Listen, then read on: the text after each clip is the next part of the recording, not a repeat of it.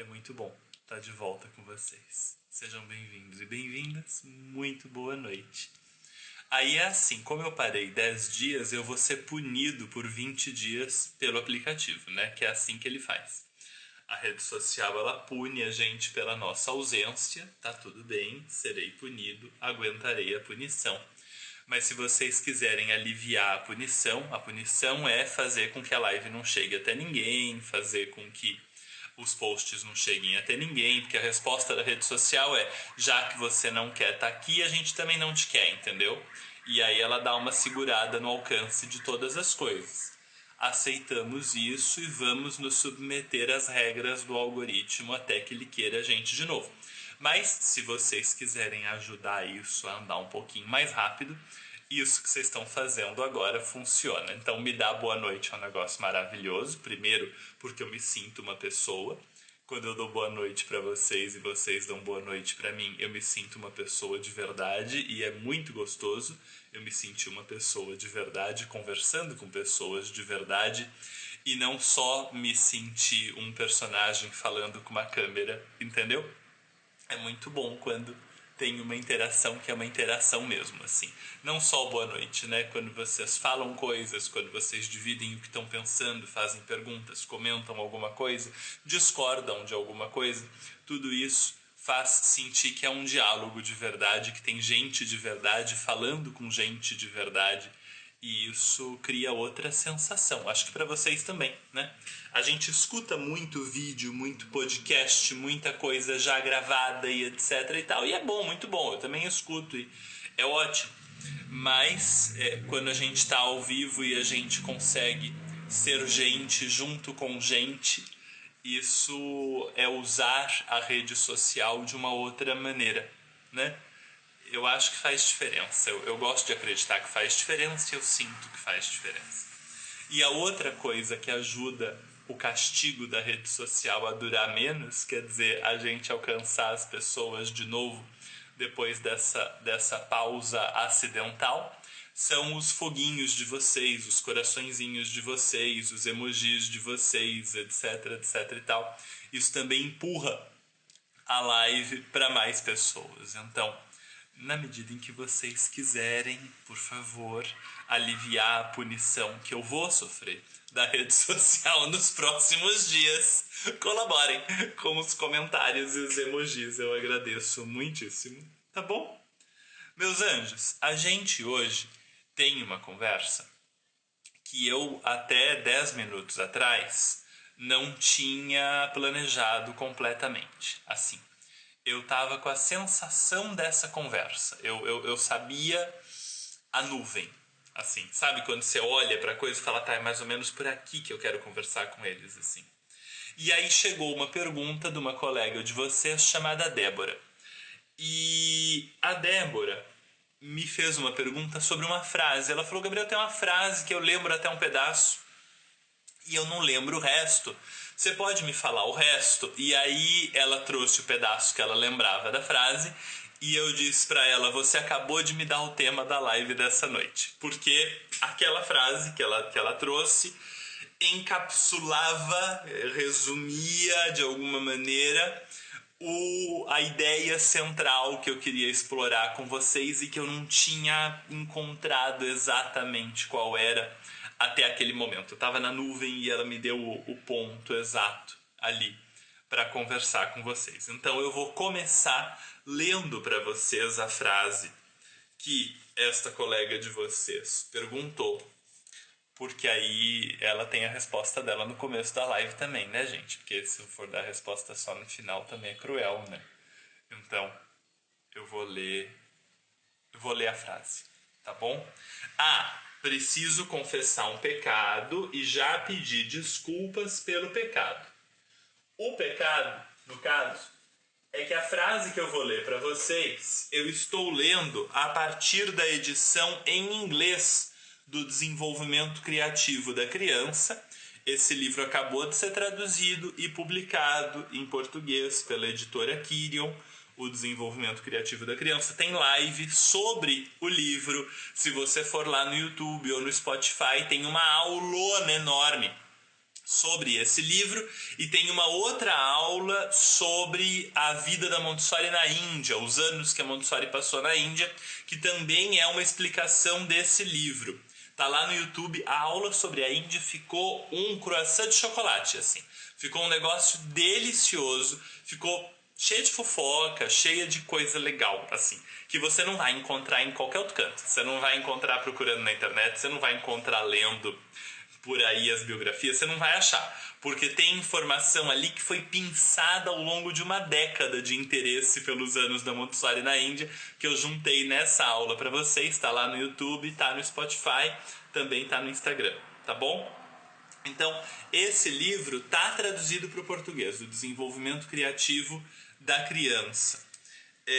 Mas eu estou lendo no inglês por motivos de não faço ideia de cadê meu livro. Tá numa sacola. Esses dias eu passei com sacolas. Eu fui com sacolas e... eu sei, tá na minha mala. Eu sei até onde está na minha mala. Mas aí agora eu não vou pegar, porque pra achar vai dar uma mão de obra. Então eu vou ler na edição em inglês. Mas estou pedindo desculpa, porque já existe em português. Aos poucos eu passo as minhas notas de um livro pro outro e tal, tá bom? Esse aqui tá todo anotadinho, ó. Então tá mais fácil achar as coisas nele ainda, tá bom? A frase que a Débora perguntou e que motivou essa live desse jeito aqui. A frase é: fazemos as coisas porque precisamos fazê-las. E fazemos as coisas na ordem em que elas chegam. Precisamos usar tudo para conquistar tudo. Essa é a frase da Montessori. Eu vou ler de novo. Precisamos fazer as coisas porque... Não, perdão.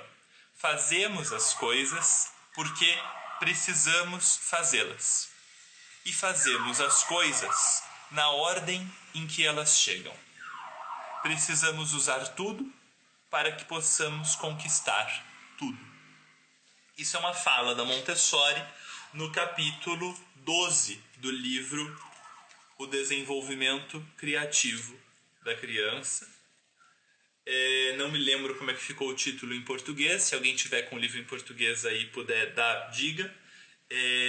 Mas é alguma coisa como trabalhando para a perfeição, ou trabalhando para alcançar a perfeição, ou trabalhando no caminho da perfeição. É alguma coisa assim, tá? Se você tiver com o livro em português aí, pega o título do capítulo 12 e coloca nos comentários, por favor, porque aí eu não fico assassinando a tradução desse jeito e consigo ler o título correto para todo mundo, sem precisar abandonar vocês aqui para abrir minha mala e achar o livro lá enfiado no meio das minhas roupas. Tá bom?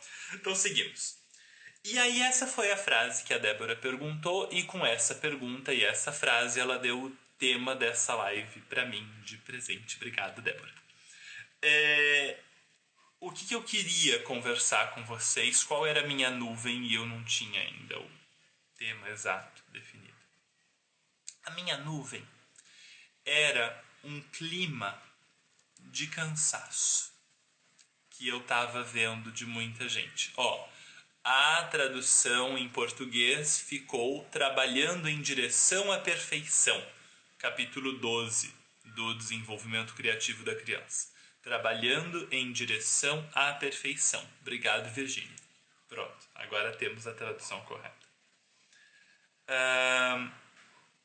É um clima de cansaço. Eu tenho recebido muita pergunta de vocês, no sentido de como é que faz quando a gente cansa, como é que faz quando a gente está exausto, como é que faz para não desistir, como é que faz para se manter motivado, como é que faz para ter esperança. Algumas perguntas mais diretas do tipo, como é que eu me mantenho otimista. Hoje eu recebi uma pergunta muito divertida, como é que eu me organizo para fazer tantas coisas. Eu não sou uma pessoa organizada, eu sou uma pessoa caótica, o que é muito engraçado, mas a pergunta foi essa, como é que eu me organizo para as coisas e tal. Então eu percebo uma tentativa de não desistir, uma tentativa de insistir naquilo que a gente acredita, misturada com um cansaço. E honestamente, em alguns casos, eu não estou falando de todo mundo e nem de todos os casos e nem de todas as perguntas, mas em alguns casos uma preguiça representativa também. De um pessoal, e isso não é uma bronca, isso é só uma percepção, e eu vou conversar com vocês sobre a preguiça hoje também. Um pessoal que queria que fosse fácil, assim. E aí, do que você está falando, Gabriel? Otimista em relação a quê? Esperançoso em relação a quê? Preguiçoso em relação a quê? Desejoso de quê? Né? Do que é isso, né? E solidão, a solidão é um fator muito importante também. Mas em relação a quê, né? Em relação, penso eu, ao que a Montessori chama de a construção de um mundo novo cheio de milagres, né? A construção de um mundo novo cheio de milagres. Porque no fundo é isso que a gente está buscando, né? No fundo é isso. A gente não está fazendo o que a gente está fazendo só porque a gente quer que as crianças façam multiplicação com 2 dígitos mais rápido. A gente não está fazendo o que está fazendo só porque a gente acha a cama de casinha a coisa mais fofa do mundo. Vocês sabem que a cama de casinha não é da Montessori, né? Que aquela casinha em cima da cama é um negócio que enfiaram ali em cima da cama, que não precisava estar lá por motivo nenhum, mas que um pessoal que é do Pinterest botou aquele negócio ali em cima da cama e aquilo foi ficando, né? E eu tenho uma brincadeira contínua com uma pessoa muito querida sobre aquilo. Eu vou rabiscar uma cama de casinha aqui bem mal feita, tá? Só pra fazer uma brincadeira com vocês. Pra explicar um negócio pra vocês. Ó, então tá aqui. Isso aqui é uma cama de casinha, tá? Eu sei que parece uma casinha, você vai ter que imaginar a cama aqui, tá bom? Não, eu vou desenhar a cama pra você não ter que imaginar a cama. São só mais 2 tracinhos e um travesseiro, e aí a gente tem a cama. Pronto. Aqui você tem a cama de casinha, né? Eu brinco que foi uma ideia genial da Montessori fazer a cama de casinha, porque era uma cama que, se você olhasse do ângulo correto, se você olhasse do jeito certo, né? Ela tem um M que fica na parte de cima dela, tá vendo o M? Se você olhar do ângulo certo, né? A cama de casinha ela forma um M, tá vendo? E aí, por isso que eu falo que foi uma ideia genial da Montessori, porque ela ia ser lembrada por toda a eternidade quando você olhasse a criança dormindo no ângulo correto, né? Então agora, toda vez que você olhar para a cama de casinha, você vai lembrar de eu rindo disso, né? E tomara que você ria junto. Eu talvez assombre a sua cama de casinha para sempre agora por causa disso, eu sinto muito. Mas eu acho ela engraçada mesmo, né? Eu não sei de quem foi a ideia de enfiar uma casa esquelética em cima da cama, mas a gente toca a vida. Não é por isso que a gente está fazendo Montessori, né? Não é por causa disso que a gente está fazendo Montessori. A gente... Eu tô brincando, tá, gente? Eu tô brincando, isso é brincadeira, tá? Só, assim, eu sou uma pessoa terrível, né? Eu falo sério as coisas que não são sérias. Eu tô brincando, tá? Não foi uma ideia dela, não é. A cama que a Montessori pensou era só um colchão no chão, para a criança conseguir subir no colchão e descer. O resto tudo foi design de interiores e rede social, tá bom? Já tem berço de casinha, tá? Depois dá um Google, que é uma contradição em termos, né? O berço Montessori. O berço é a última coisa que a Montessori sugeriria para uma criança, porque é uma masmorra cercada por grades, né? Então, quando chega à noite, você tranca a criança numa torre alta e cercada por grau gigante, né? O gigante pega a criança, coloca no berço, numa masmorra cercada por grades, e naquela masmorra a criança precisa permanecer até o amanhecer, e aí quando amanhece o gigante vai lá e resgata a criança da masmorra onde ela foi aprisionada quando anoiteceu, e aí liberta a criança, né? Então o berço é a coisa que a gente não colocaria nunca na vida da criança, mas agora, se você der um Google em berço Montessori, você vai achar. E o berço Montessori, amores, é uma coisa muito divertida, porque ele é mais ou menos assim, ó. Eu vou fazer aqui um rabisco. Eu desenho mal, tá? E aí a gente vai ter que lidar com esse fato junto aqui, tá bom? Eu não só desenho mal, mas claramente eu não me esforço, né? O berço Montessori é isso aqui, ó. Ele é uma masmorra com uma casinha em cima elevada, tá? Você encontra isso no Google, se você procurar por berço Montessori. Isso é uma contradição em termos, tá bom?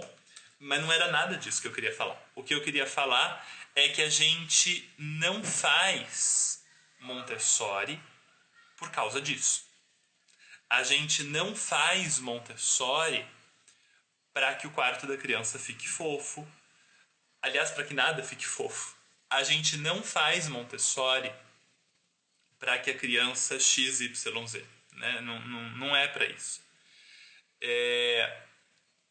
A gente faz porque a gente acredita que se a criança puder viver uma vida melhor, ela vai conseguir criar dentro dela um ser humano melhor.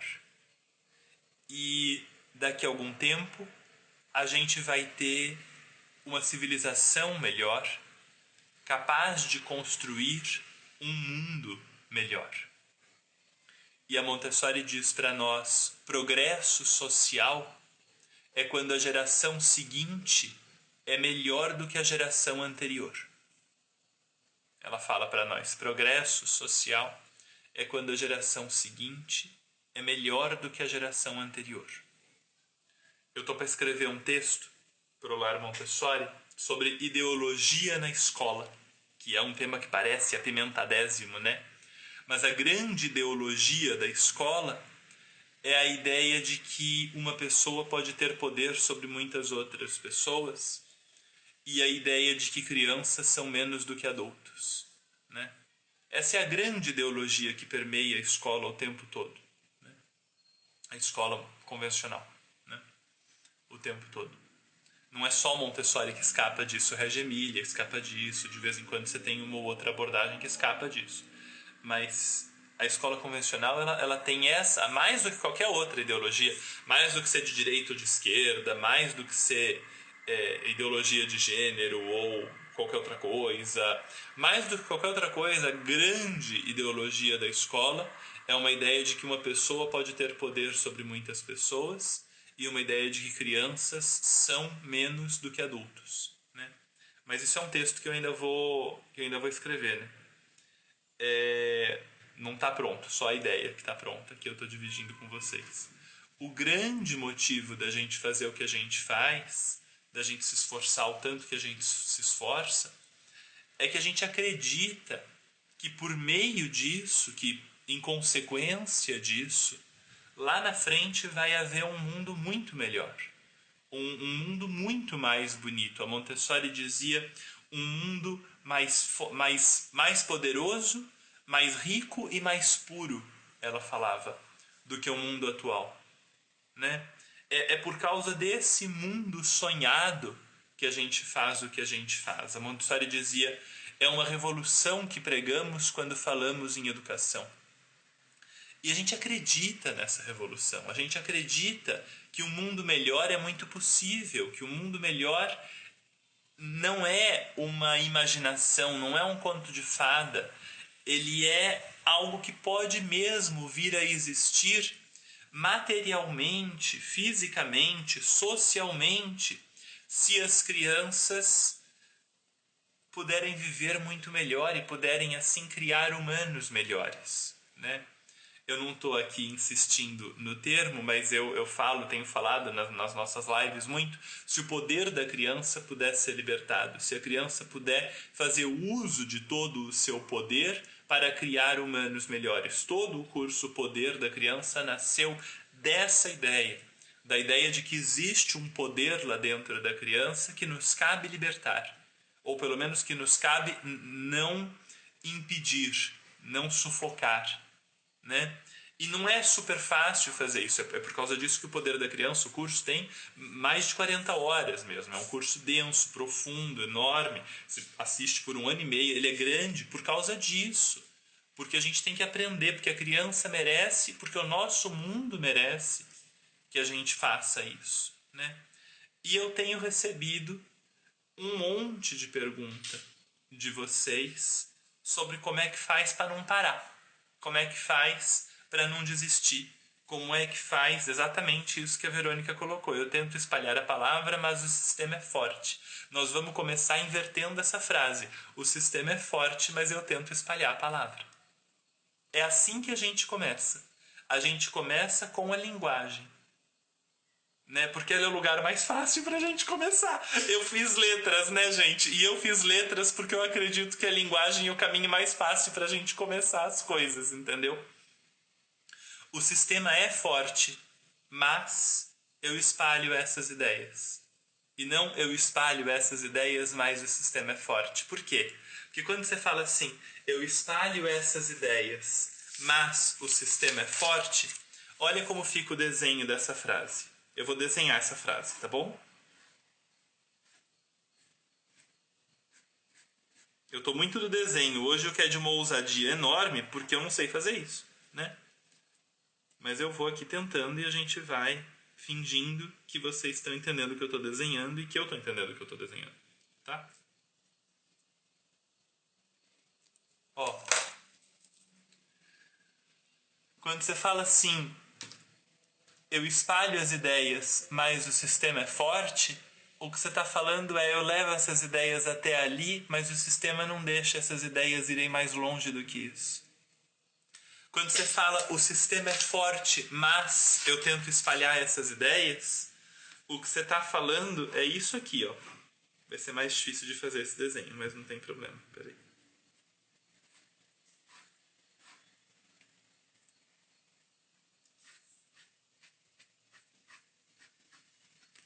O que você está falando é isso aqui,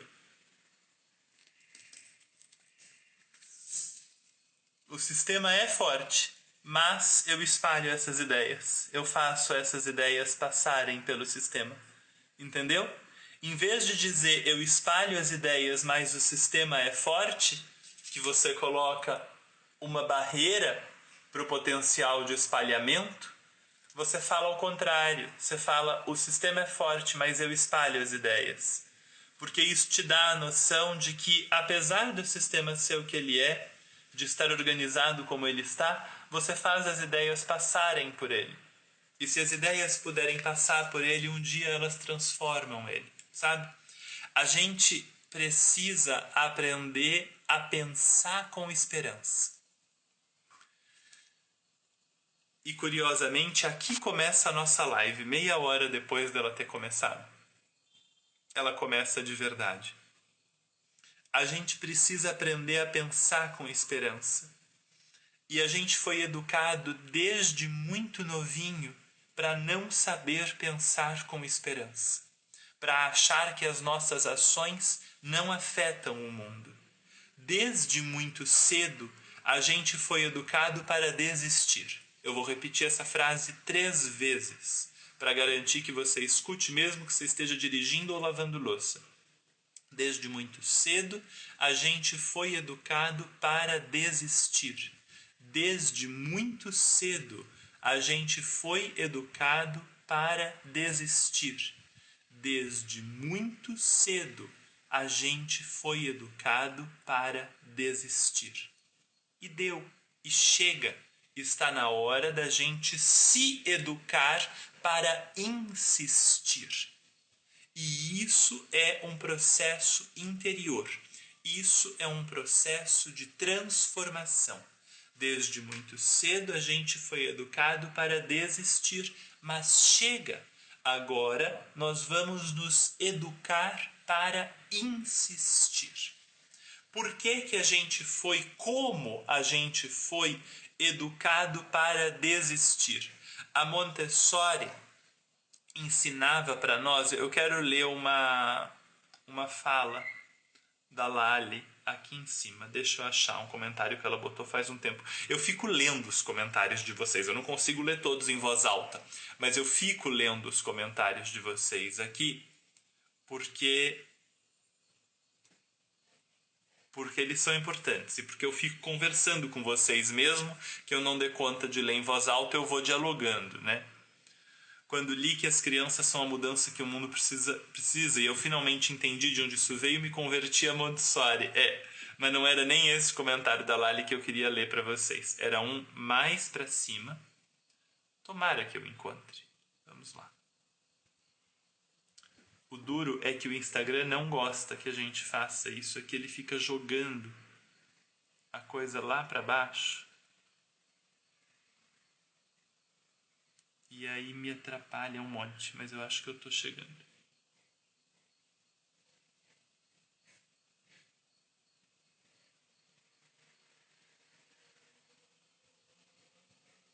Segura aí, gente. Não vai embora não. Pera aí. Aqui.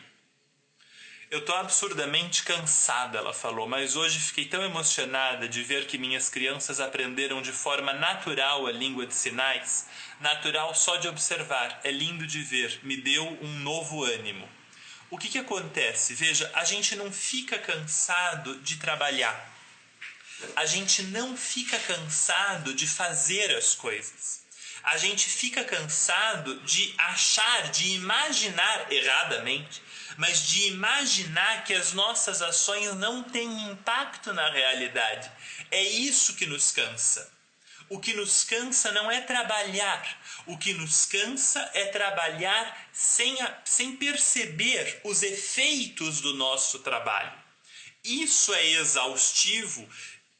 E isso é estrutural do sistema capitalista. Um dia a gente fala sobre essa questão de forma mais organizada, de como dentro do capitalismo a gente divide o trabalho em porções tão pequenininhas que ninguém consegue enxergar o resultado total desse trabalho e isso nos exaure, né? Então vai um professor e dá uma aulinha pequenininha de um assuntinho, vai outro professor dá outra aulinha pequenininha de outro assuntinho e todos eles acham que não estão tendo impacto nenhum porque cada um só faz um negocinho muito pequenininho que nem o sujeito que vai lá num trator enorme e aperta um parafuso, e aquele é o trabalho dele, apertar um parafuso, aí passa o próximo trator, ele aperta um parafuso, o próximo trator, ele aperta um parafuso, e ele tem a sensação de que o trabalho dele não tem impacto nenhum, porque ele não enxerga o todo, ele não trabalha com o todo, ele trabalha só com uma parte minúscula daquilo, e isso é um processo que nos estudos do capitalismo a gente vai chamar de alienação. Você deixa de enxergar o que o teu trabalho faz na realidade, né? Faz com o mundo, o que o teu trabalho produz no mundo. E isso é uma crueldade com a pessoa que está se esforçando ou que está trabalhando, porque se você não enxerga o impacto do teu trabalho no mundo, isso te cansa. Aí ele te exaure. Se você enxerga, ele não te cansa. O trabalho em si não cansa. O que cansa é a falta de impacto agora. Presta atenção aqui. Que essa parte aqui é a parte mais difícil da aula. Que não era nem uma aula, era só uma livezinha, mas esse pedaço aqui vai ser de aula. E esse pedaço aqui é o mais difícil da coisa toda, mas também é, claro, o mais importante da coisa toda. Então presta atenção. Eu falei para vocês. A gente foi educado desde bem pequenininho para desistir. Lembra? Me dá um lembro, um negócio aqui pra eu saber que você lembrou. Um comentário, confirma aí que você lembra. Eu repeti isso várias vezes.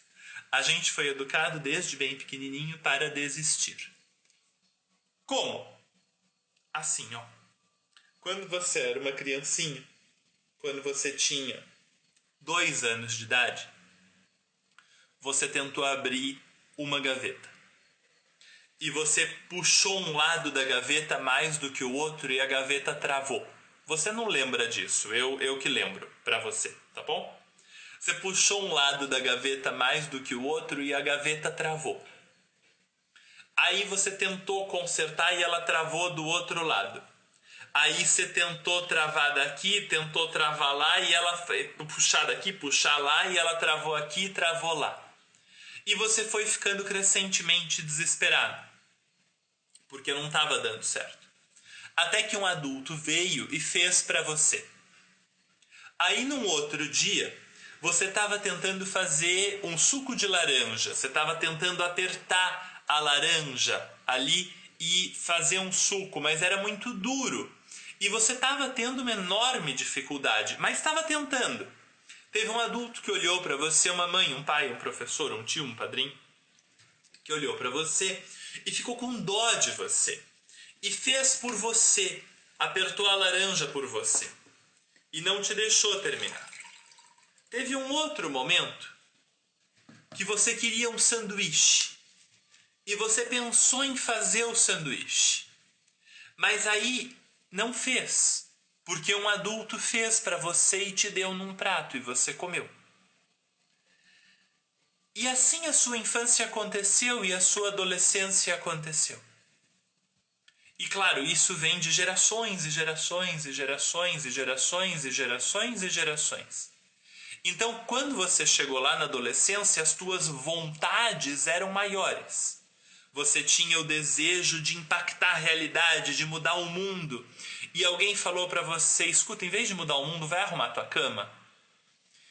E aí você ficou com a impressão de que você não tinha como mudar o mundo, porque estavam dizendo para você arrumar a cama, em vez de mudar o mundo, né? Mas a tua sede não era de arrumar a cama, a tua sede era de mudar o mundo.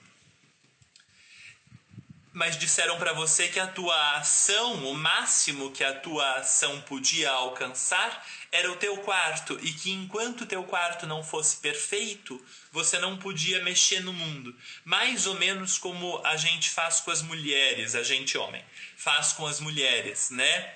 Essa ideia de que a casa tem que estar imaculadamente limpa, sabe? Limpa e organizada o tempo todo. Isso é uma estratégia, porque aí você prende a mulher para sempre dentro de casa, né? Se a casa tem que estar para sempre limpa e para sempre organizada, quando é que essa mulher senta para escrever um livro? Quando é que essa mulher senta para tocar um instrumento? Quando é que essa mulher senta para fazer a revolução? Quando é que ela senta para estruturar um foguete, para mandar esse foguete para Marte?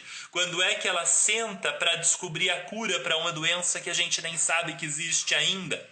Ela não senta nunca, porque ela sempre tem que estar em pé, deixando a casa perfeita e imaculada. E se você já fez uma faxina na vida, você sabe que faxina não acaba, né? Faxina só começa. A faxina acaba não quando a casa está limpa, mas quando você está cansado demais, né? Porque se você quiser continuar, a casa sempre pode ficar mais limpa. Sempre. Né? Então deixar a casa imaculadamente limpa é uma estratégia para que a mulher nunca possa fazer nada. É de verdade, isso é uma estratégia, né? Não é Gabriel que explica isso, quem explica isso são as feministas poderosas, assim. Bell Hooks eu acho que fala disso, com toda certeza a Silvia Federici fala disso. Feministas feministonas, assim, que vão explicar isso de verdade, né? Eu tô só falando aqui. Mas a gente faz exatamente isso com a criança. É exatamente isso com a criança, não, com o adolescente.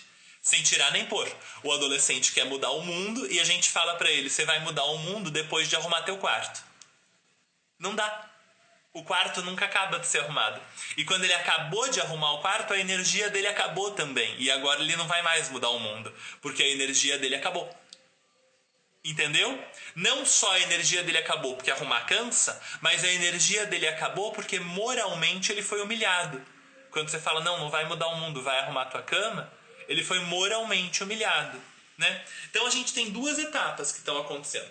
Uma etapa é, a criança quer fazer um negócio, ela é pequenininha, e ela quer fazer uma coisa e aquela coisa é difícil e a gente faz pra ela. Isso é uma etapa.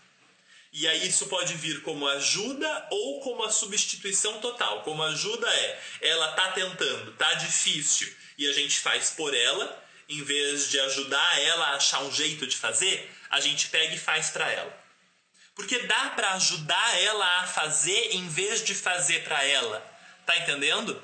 Colocar uma camiseta, por exemplo. É comum quando a criança vai colocar a camiseta, a cabeça dela entrar aqui assim, né? Ela tá colocando a cabeça dela tá aqui e ela coloca a cabeça na manga, né? E ela fica desesperada porque a cabeça não passa, né? O bracinho dela tá aqui assim e a cabeça não passa aqui. E aí, em vez de ensinar ela a colocar com calma, montar a camiseta ali na cama, pegar o buraco, encaixar na cabeça, tal, a gente segura e fala, bota a cabeça aqui, agora um bracinho, agora o outro. E aí ela não faz, né? E não fazendo e vendo a gente fazer para ela o tempo todo, encontrando uma dificuldade e vendo a gente resolver para ela o tempo todo, a criança é educada desde o nascimento para desistir. A criança é educada desde o nascimento para desistir. E aí, meu amor, não é uma surpresa que você tenha aprendido isso muito bem. Te ensinaram isso muito cedo. Te ensinaram a desistir super cedo. Te ensinaram a ficar cansada rápido. Te ensinaram a achar que as coisas não têm jeito. Te ensinaram a achar que só uma outra pessoa mais forte e mais capaz do que você é que pode resolver. Te ensinaram a imaginar que só o outro pode entender aquilo porque aquilo é realmente muito difícil para você. Te ensinaram isso. E aí você absorveu isso. E agora você está aí achando isso. Até hoje. Né? Por que eu estou falando tudo isso para vocês? Não é porque eu decidi mudar de carreira e virar coach motivacional, não. É porque eu recebi um monte de pergunta de vocês nos últimos tempos, dizendo pra mim isso, né? Ai, como é que não para? Como é que não desiste? Como é que mantém a esperança? Como é que fica otimista diante do mundo e das novidades e do que não é novidade, daquilo que sempre esteve aí, continua aí, mas torna tudo difícil? Como é que faz? Faz reeducando. Faz primeiro reconhecendo que essa nossa tendência a achar as coisas difíceis tá ali porque enfiaram essa tendência ali na gente. Não era pra ela estar ali, né? Uma vez não, 500 vezes me perguntam qual eu acho que foi a maior contribuição da minha educação montessoriana para minha vida. Vários de vocês já sabem, mas para um ou outro talvez seja a primeira vez aqui. Para alguém é a primeira vez aqui, gente? Se for a tua primeira vez aqui, fala eu. Escreve aqui, ou então escreve a minha primeira vez, mas fala um eu. Escreve mesmo, só o emoji não dá conta. Escreve aqui no comentário que eu fico sabendo quantos de vocês estão aqui pela primeira vez. Eu não imagino que sejam muitos, eu reconheci vários de vocês, mas talvez seja a primeira vez. Ah, e tem alguns que estão aqui pela primeira vez. Sejam bem-vindas e bem-vindos. Sejam muito bem-vindas e bem-vindos. Deixa só eu contar para vocês então. Eu fui educado numa escola Montessori, dos 2 aos 14 anos de idade, né? Eu fui educado numa escola Montessori dos 2 aos 14 anos de idade. E muitas vezes me perguntam qual eu acho que foi a maior contribuição dessa educação para a minha vida. E eu não sei responder com certeza, mas eu realmente acredito que a maior contribuição que a educação montessoriana pela qual eu passei me deu, a maior contribuição foi que eu acredito que consigo aprender qualquer coisa. Aí você vai dizer, Gabriel, é a autoestima do homem branco. Pois é, eu também acho que tem uma parte que é isso, né? Mas acredito mesmo. Acredito que se eu pegar um negócio para ler, uma hora eu consigo entender. Né? E é sempre verdade. Me dá muito trabalho, demora vários anos às vezes, mas uma hora vai. Né? Eu acabei de comprar agora no Amazon Day, as minhas compras foram todas de psicopedagogia, que não é a minha área. Né? Mas eu acho que se eu passar anos suficientes lendo, uma hora eu entendo alguma coisa. Né? E isso eu não aprendi com outros homens brancos. Eu aprendi com uma mulher especificamente, com a Edmara, que é presidente da Organização Montessori do Brasil, e com a Terezinha, que foi coordenadora da escola que a Edmara dirigia. Eu aprendi com essas duas mulheres, que qualquer coisa pode ser entendida se você estudar o suficiente. Né? Elas me ensinaram isso até depois de adulto, sabe? De dizer, não, Gabriel, lê de novo. Vá de novo, olhe de novo. Pegue o texto de novo. De rever o mesmo texto, de eu ver a mesma mulher lendo o mesmo texto ao longo de 12 anos.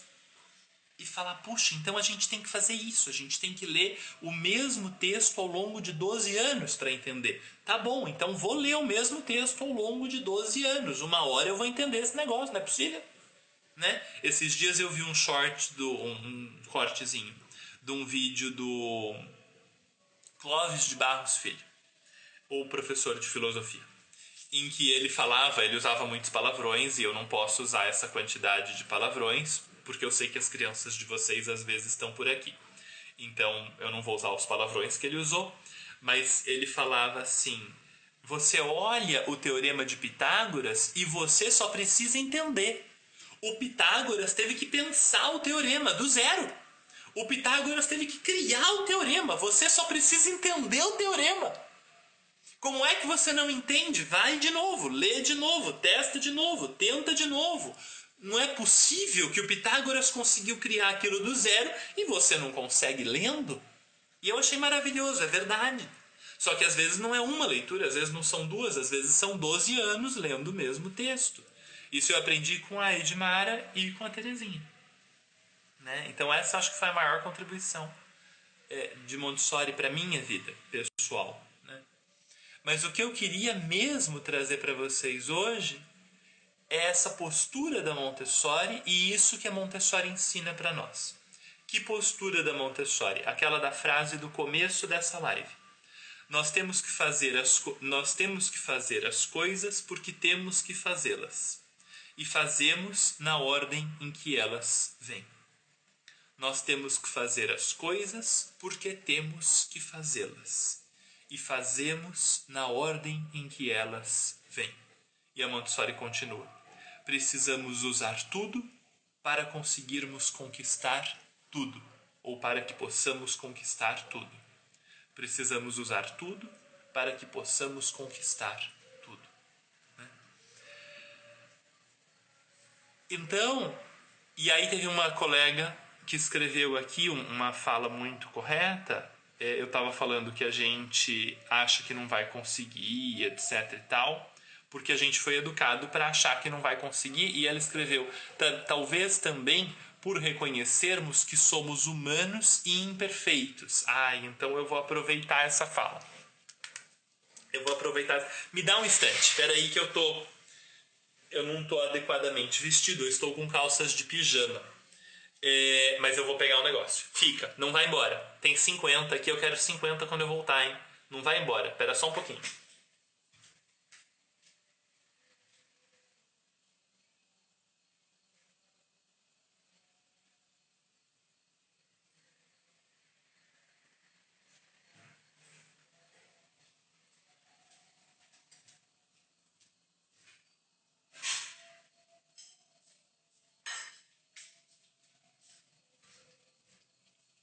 Oi, não é que tem 50, tem 51. Vocês são maravilhosos. Vocês estão vendo esse vaso aqui cheio de broto? Dá pra ver bem?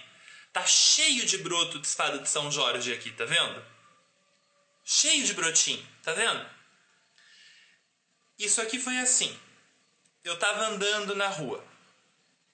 E aí eu vi duas folhas pequenas. Era essa folha aqui e uma outra folha do tamanho dela, que estavam no chão de uma calçada, morrendo. E aí eu fiquei com dó da plantinha, e eu catei a plantinha e trouxe para casa, botei num copo d'água. Eu tenho um monte de copo d'água com espada de São Jorge na minha casa. Às vezes é uns vasinhos assim, ó, que eu boto a folhinha e ela vai sobrevivendo ali a duras penas. E às vezes é um copinho mesmo, porque perto da minha casa o pessoal vai arrancando, largando na calçada, e eu tenho dó, eu vou catando as plantas e vou trazendo. E aí eu peguei essas duas folhas e botei num copo d'água. E aí depois, quando elas cresceram um pouquinho, eu botei nesse vaso. Morreu. Essa aqui ficou de teimosa que ela foi, mas a outra folha grande e uma folhinha pequena, elas apodreceram e eu precisei tirar do vaso. E eu achei que a planta toda fosse morrer, sabe? Não achei que fosse ir pra frente, não. Então joguei fora. E deixei essa folha aqui, falei, vai apodrecer também, mas eu tiro quando ela apodreceu, não vou tirar antes, né? Ela ficou. E aí apareceu, ó, aqui não vai dar pra vocês verem com perfeição, então eu vou mudar, vou pegar o celular aqui, espera só um pouquinho. Tem outro broto aqui, tem outro broto aqui, tem outro broto aqui, tem outro broto aqui, e eu não sei se tem mais algum brotinho pra nascer, né? Então, o que não falta é brotinho nesse vaso. Espera aí, deixa eu ligar o carregador aqui de novo. Pera aí. Pronto. O que não falta é brotinho nesse vaso, né? São 1, 2, 3, 4, 5, 6 brotos aqui. Eles não estavam aqui quando eu trouxe o vaso para casa, né? Eu não trouxe nem o vaso, quando eu trouxe as 2 folhinhas para casa. E aí, tem 2 coisas, né? A colega de vocês escreveu assim: talvez a gente também tenha uma tendência a ficar cansado e a achar que a gente não vai conseguir, porque nós sabemos que somos humanos e imperfeitos. A nossa imperfeição não é uma condenação, ela é uma condição. E a gente precisa entender a diferença entre essas 2 coisas. Ela não é a certeza de que a gente nunca vai conseguir. Ela só é a certeza de que a gente vai errar no caminho. A nossa imperfeição não quer dizer que a gente não vai ter sucesso.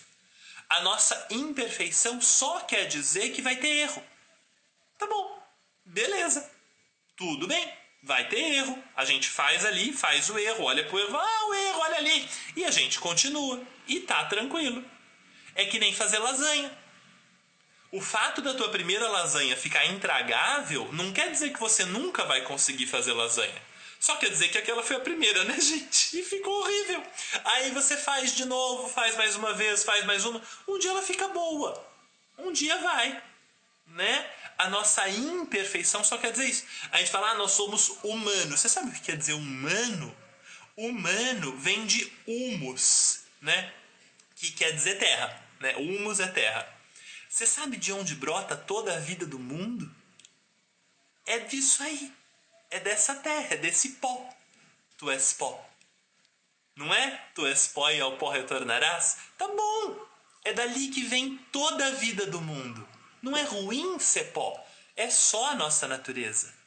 É a partir do pó que vem toda a vida. A gente não pode permitir que aquilo que nos ensinaram continue sendo verdade. Nos ensinaram que a gente tinha que desistir. A essa altura você já entendeu como é que ensinaram, né? Entendeu, né? Tá bom. Nos ensinaram a desistir. Durante a vida toda nos ensinaram a desistir. Né? Aí a gente vai olhar para tudo isso que nos ensinaram e vai dizer balela. Primeiro, balela. Vocês ensinaram isso porque vocês queriam. Eu não tenho obrigação de continuar achando que isso é verdade, né? Me ensinaram errado, beleza. Naquela época eu aprendi porque era tudo que eu podia aprender. Então me ensinaram errado, eu aprendi errado. Mas agora que eu sei que aquilo que me ensinaram era fake news, eu posso aprender outra coisa. Certo? Então agora eu vou aprender outra coisa. Eu sou humano e imperfeito. Tá bom. Você também é infinitamente cheio de potencial. Foram humanos imperfeitos que fizeram todas as coisas boas do mundo. Todas as coisas boas do mundo foram criadas por humanos imperfeitos. Então vamos embora, né? A nossa preguiça é um efeito do nosso desenvolvimento quebrado. Né? Os adultos, quando a gente era criança, quando a gente era pequenininho, a gente foi ensinado a ter preguiça. Porque a gente tentava fazer um negócio difícil, vinha um adulto e mostrava pra gente que a gente não ia conseguir mesmo e que era melhor ele fazer. A gente tentava fazer um negócio perigoso ou um pouco arriscado, vinha um adulto e dizia pra gente, deixa que eu faço pra você. A gente foi ensinado a olhar para coisas muito grandes e... não, deixa, né? É muito grande, é muito difícil, é muito complicado. Para mim, não é, não. Não é, não. Não é muito complicado para você. Você é humano. E por causa disso você consegue fazer. Né? Então, eu não estou dizendo que a gente tem que fazer sozinho. Nós não temos. Mas a gente também não tem que diminuir o tamanho dos nossos desejos de um mundo melhor. Sabe?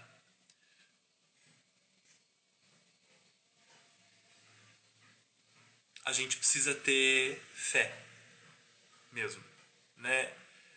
a gente precisa olhar para aquela criança que a gente era, aquela criança que achava que ia conseguir subir numa árvore muito grande, aquela criança que achava que ia conseguir abrir uma gaveta enorme, aquela criança que achava que ia conseguir fazer suco de laranja, e a gente precisa ter de novo a autoconfiança que aquela criança tinha antes daquela autoconfiança ser desestruturada pelos adultos bem intencionados ao redor daquela criança. Porque, claro, não é que os teus adultos fizeram isso com você porque eles não gostavam de você.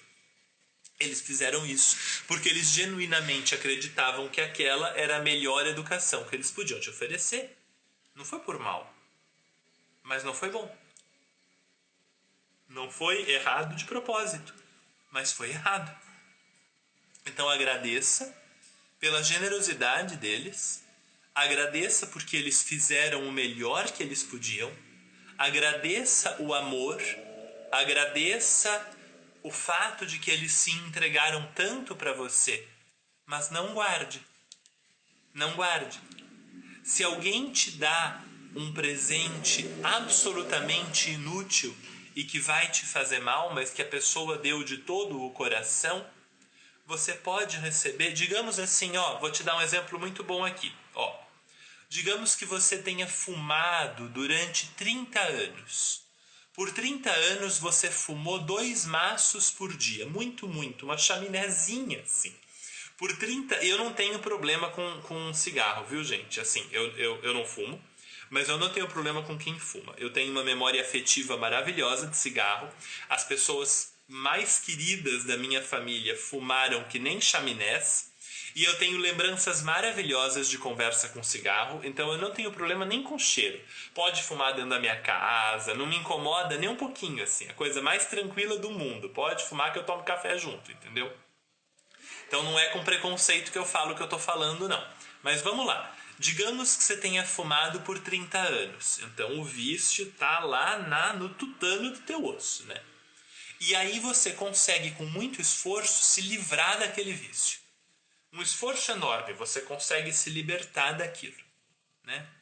Uma pessoa da tua família não sabe que você parou de fumar e essa pessoa compra um cinzeiro lindo para você, um negócio maravilhoso, bonito mesmo, uma peça de decoração, só que é um cinzeiro. E essa pessoa te dá esse cinzeiro de aniversário.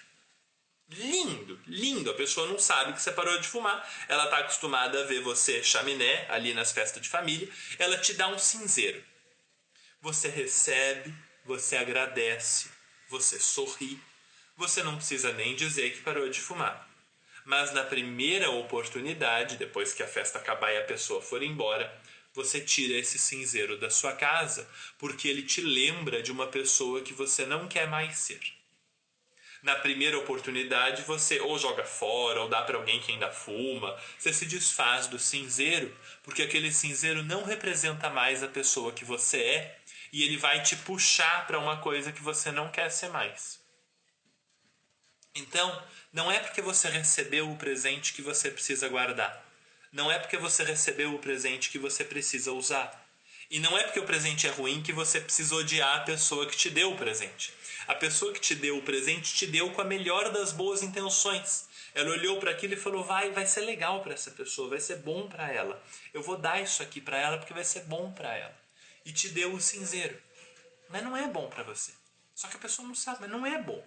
Então você recebe, agradece a atenção, o amor, o carinho, tudo.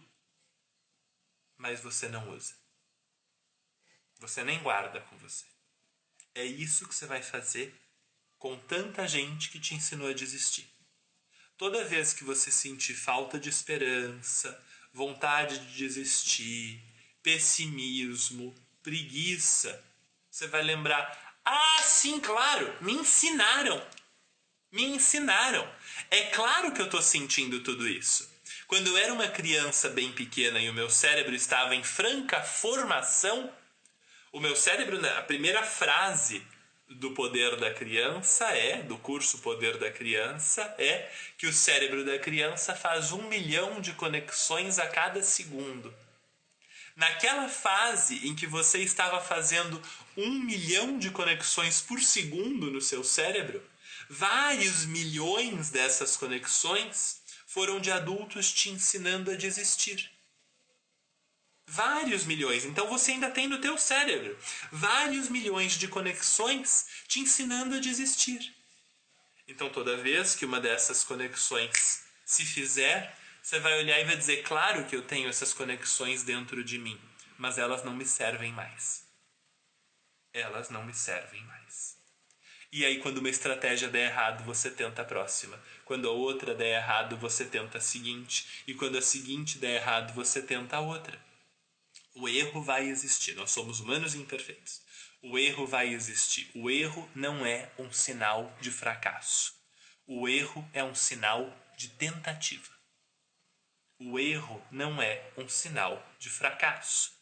O erro é um sinal de tentativa. O erro só quer dizer que você tentou, não quer dizer que você fracassou. O fracasso vem quando você olha para o erro e fala, vou parar por aqui. Aí você fracassou. Na hora que você olha para o erro e fala, vou parar por aqui, aí você fracassou. Mas se você olha para o erro e fala, opa, mais um, vou tentar de novo, o erro é só um sinal de tentativa, ele não é um sinal de fracasso. Tá tudo bem? Não tem nada demais no fato de você errar. Não é importante. É só que você errou. Tá bom, próximo. Não deixa ele reforçar as conexões de desistência que te ensinaram por tanto tempo. É hora de fazer conexões novas. Vai dar trabalho. Fazer conexões novas quando você é criança é automático. Fazer conexões novas quando você é adulto exige esforço. Então, para você faz todo esse esforço que eu estou te falando aqui. Para as tuas crianças, você, por favor, crie um mundo melhor, né? Vai lá, se matricula no Poder da Criança. Faz favor, é férias. Se você não tem férias, a tua criança está de férias. Se a tua criança não está de férias, tem o segundo semestre, sei lá. Tem a vida dela, entendeu? Tem a vida dela. Vai lá, se inscreve no Poder da Criança. Oferece para a tua criança uma vida melhor do que essa. Oferece para a tua criança conexões que não a levem a desistir no futuro. Com você foi o que foi, maravilha, agora a gente vai fazer tudo o que a gente pode ser e a gente vai fazer muita coisa e vai ser muito bom e a gente vai mudar muita coisa, mas é muito melhor se não precisar mudar, né, amores? É muito melhor se para tua criança daqui 20, 30, 40 anos ela não precisar fazer o que você está fazendo agora. Para isso, ela precisa ter uma vida um pouquinho diferente da tua. E lá está o passo a passo todo. O passo a passo, as circunstâncias, o ambiente, as técnicas, as dicas, as reflexões. Lá está a coisa toda, no Poder da Criança, no curso O Poder da Criança. É o melhor curso sempre disponível do Lar Montessori, é o melhor curso que tem. Vai lá fazer, vai oferecer uma vida melhor para essas crianças. Tá bom? Meus queridos, são 11 da noite, é nossa hora, eu não posso passar muito das 11, senão você começa a não aparecer, porque a gente começa a ficar até tarde demais, né? E a gente precisa dormir.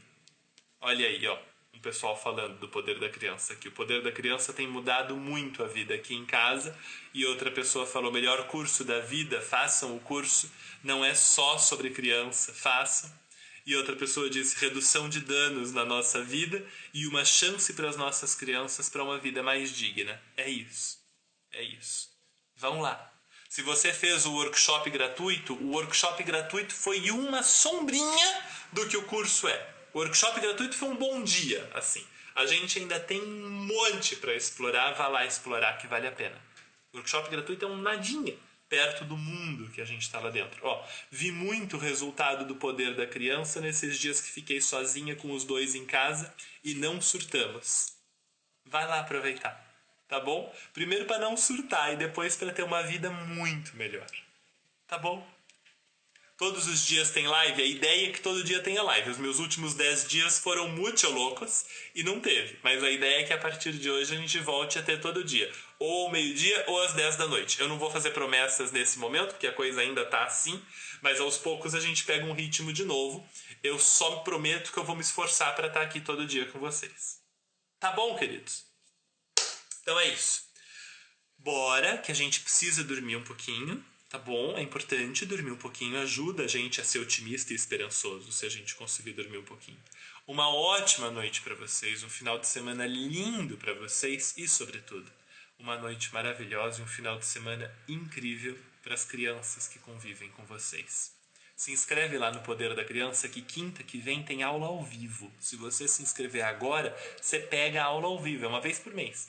Mas se você se inscrever agora, quinta que vem tem aula ao vivo que você pega, profunda, boa. A gente vai falar de trauma, o que trauma causa e como é que a gente começa a curar trauma na vida da criança. Vale a pena. Tá bom? Tchau, meus queridos. Um beijo, boa noite, bom descanso. Até amanhã. Tchau pra vocês.